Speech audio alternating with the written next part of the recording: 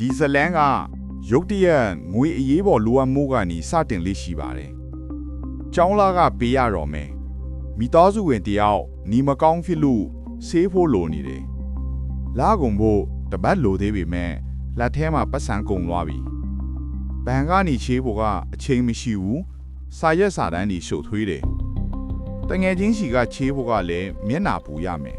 ။အဲ့ဒီအချိန်မှာသူ Facebook ပေါ်မှာကြော်ညာတစ်ခုတွေ့လိုက်တယ်။တနာရီအတွင်းငွေ9,000အထိချေးနိုင်ပါပြီ။စာရွက်စာတမ်းမလို့ app တွင်ပြီးမှတ်ပုံတင်တင်လိုက်ရုံပဲ။သူ့အတွက်တော့ဒါဟာကောင်းကင်ကကျလာတဲ့ကယ်တင်ရှင်လိုပါပဲ။သူ app ကိုတွင်းလိုက်တယ်။ app ကဖွင့်ချင်းသူစီကခွင့်ပြုချက် permissions တွေတောင်းတယ်။ allow blank to access your contacts တင်ရင်ဖုန်းနံပါတ်များကိုကြည့်ရှုခွင့်ပြုပါallow blank to access your photos and gallery တင်ရဲ့ဓာတ်ပုံများကိုကြည့်ရှုခွင့်ပြုပါ allow blank to access your microphone တင်ရဲ့ microphone ကိုအသုံးပြုခွင့်ပြုပါသူကပတ်စံအမြန်ရခြင်းစောနဲ့ဒီစာတွေကိုတေချာမဖတ်တော့ဘူး allow အကုန်နှိပ်လိုက်တယ်ဒါဟာသူ့အိမ်တကားကိုတခိုးစီကိုလိုင်းဖွင့်ပေးလိုက်တာမှသူမသိသေးဘူးသူမပုံတင်တပ်ပုံရိုက်တင်တယ်သူမျက်နှာကို selfie ရိုက်ပြီး verify လုပ်တယ်မိနစ်ပိုင်းတွေအတွင်းမှာတဲ့ congratulations your loan of 300,000 mmk is approved ဆိုပြီးပေါ်လာတယ်ဒါပေမဲ့သူ့ဘဏ်ထဲကိုတကယ်ဝင်လာတဲ့ပတ်စံက3သိန်းမဟုတ်ဘူး processing fee ဝန်ဆောင်မှုက30%ဖယ်ပြီးနှစ်သိန်း3ကျပ်ပဲဝင်လာတယ်။ကိုဆိုတာကပြန်ဆက်ရမယ့်ရက်က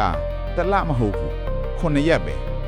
9ရက်ပြီးရင်သူ3သိန်းအပြည့်ပြန်ဆက်ရမယ်။ဒါပေမဲ့သူရွေးချယ်ခွင့်မရှိတော့ဘူး။အရေးပေါ်မို့အဲ့ဒီ2သိန်းကျော်ကိုသုံးလိုက်တယ်။9ရက်မြောက်နေ့ရောက်လာတယ်။သူ့လက်ထဲမှာပတ်စံအစင်မပြည့်သေးဘူး။ပြန်ဆက်ရမယ့်အချိန်ထက်နိုင်ပိုင်းလုံးနောက်ကျသွားတယ်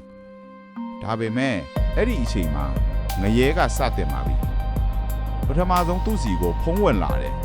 ခမပတ်စံပြန်မဆက်ဘူးလားအတန်ကယဉ်ကျေးသေးတယ်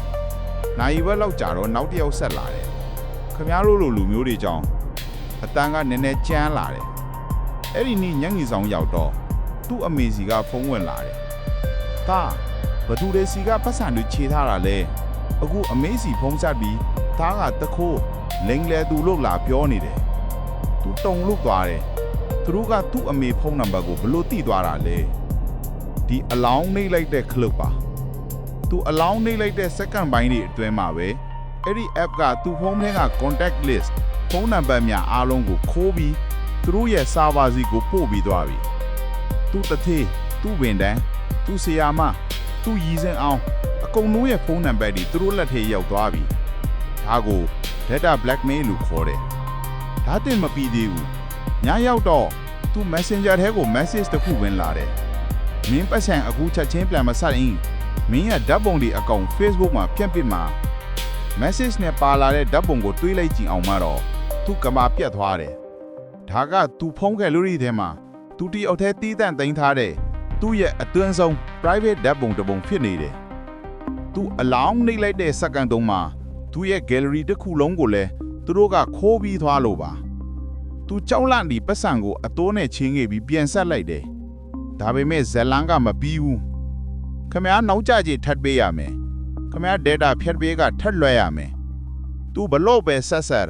အကျူကြီးကဘယ်တော့မှမချေရတော့ဘူးဒီနေရာမှာကျွန်တော်တို့နားလေရမှာကဒါဟာငွေချေးတဲ့လုပ်ငန်းမဟုတ်ဘူးဒါဟာအချက်လက်ခိုးယူပြီးချင်းကြောက်ငွေညက်တဲ့လုပ်ငန်းပါသူတို့ရဲ့အဓိကပစ်တက်ကအတိုးမဟုတ်ဘူးသူတို့ရဲ့အဓိကပစ်တက်ကတင့်ရဲ့ဂုံတိခါပဲ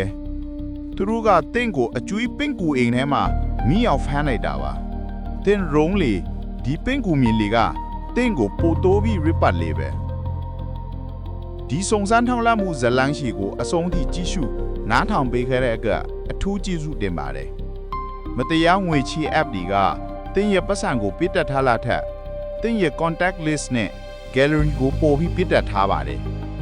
ခမားရဲ့ share ကချက်ကရိုးရိုးတတငွေအရေးပေါ်လိုအပ်နေတဲ့သူတယောက်ကို